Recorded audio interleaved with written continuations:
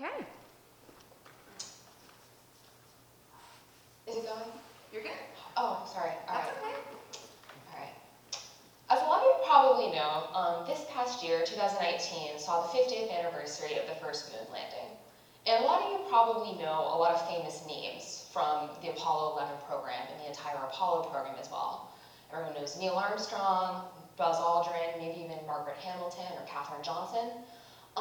But really, hundreds of thousands of people over a decade worked on the Apollo program. No one person alone could have sent those 6 missions to land on the moon. No one person could have even sent one, or probably even done a sixth of the work for one. But together, and with worldwide collaboration, they were able to achieve something amazing. My name is Lessard, and for my senior project this summer, I designed, built, and launched a high-altitude weather balloon, also known as a HAB for short.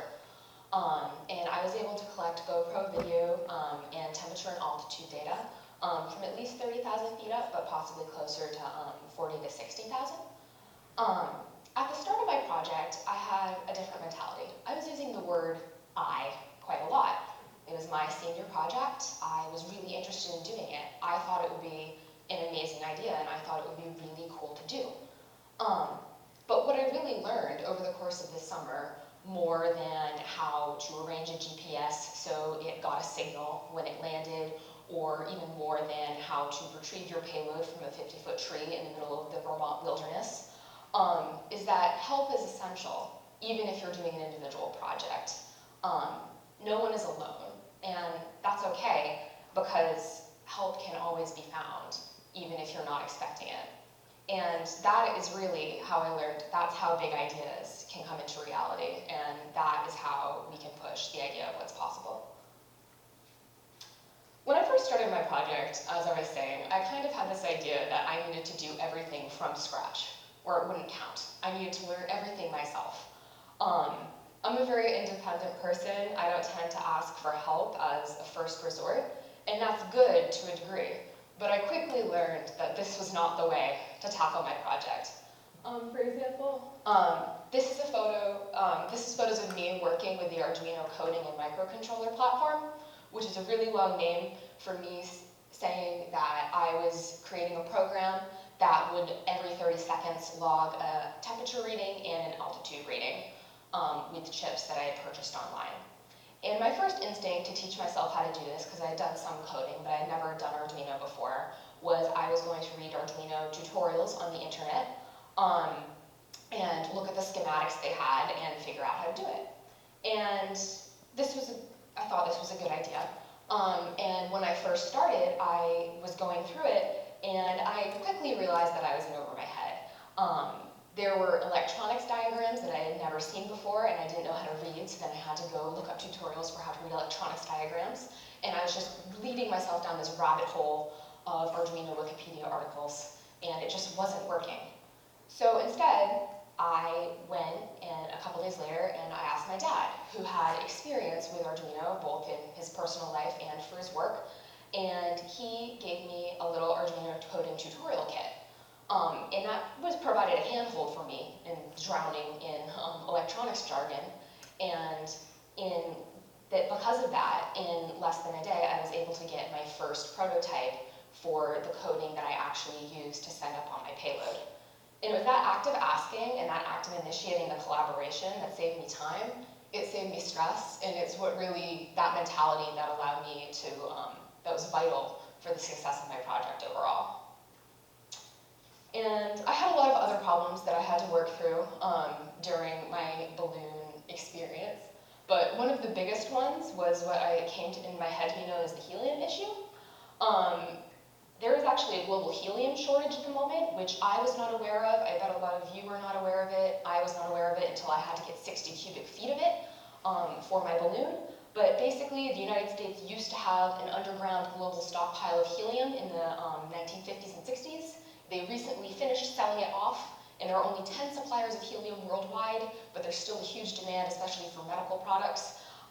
So it's hard to get helium these days. And I figured this out when I started sending emails to gas supplier companies asking for price quotes when I needed a tank of helium. And I was receiving a response, sorry, we are not taking new customers at this time due to the global helium shortage. And I sent the first email and I got this, so I said, okay, I will ask the other companies.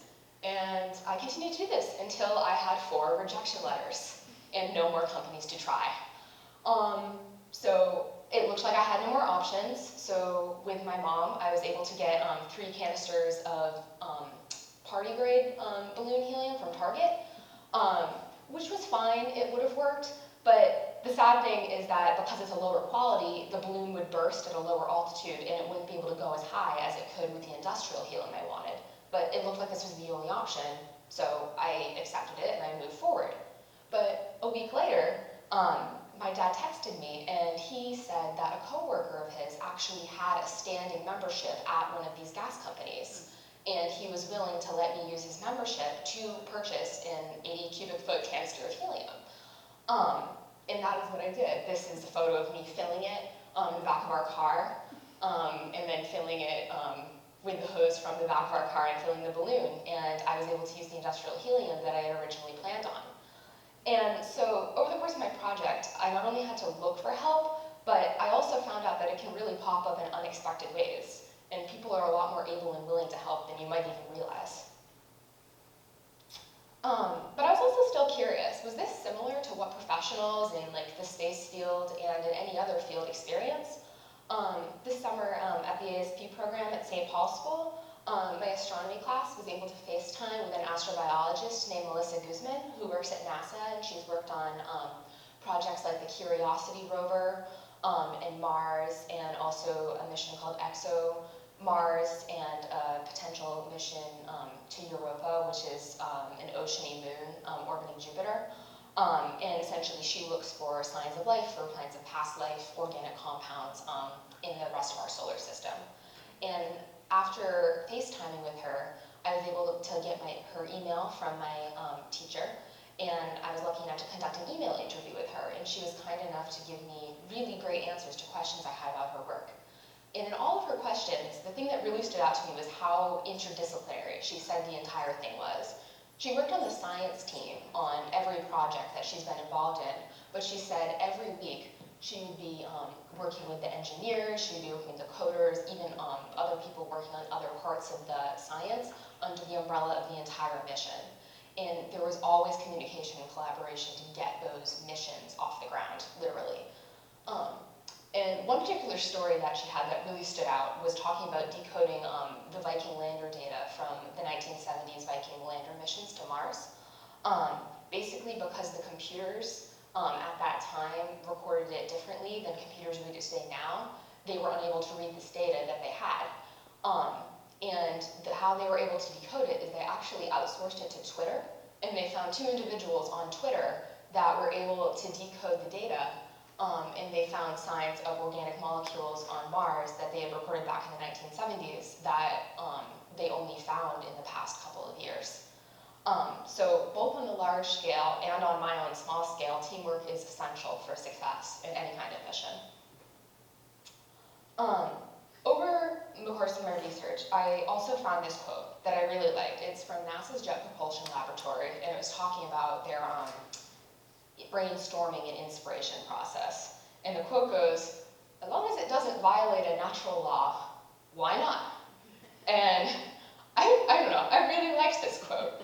I encountered a lot of problems over the course of my balloon experience and adventure, but I was still able to get GoPro video and data from 30,000 feet in the air as a high school student, and I thought, that was why I really loved the idea of this project. It was a way to kind of reach off the planet. It wasn't quite reaching space, because I do not have a multi-million-dollar rocket budget, but it was the closest I could get. And I thought that was really cool, and I was really happy to have the opportunity to do this. It gave me a different perspective. So I love that mentality, that why not mentality, and I agree. But what I also realized over the course of this year was that teamwork is essential to get there. In life, we all have to stand on the work. We all have to stand on the teachings and guidance of others, of friends, family, online resources, anything we're learning from our lives. But we have more support than we realize. So it may have been me who launched that balloon, who physically let go of that balloon in New York last Tuesday and received this photo. But without the help of everyone who helped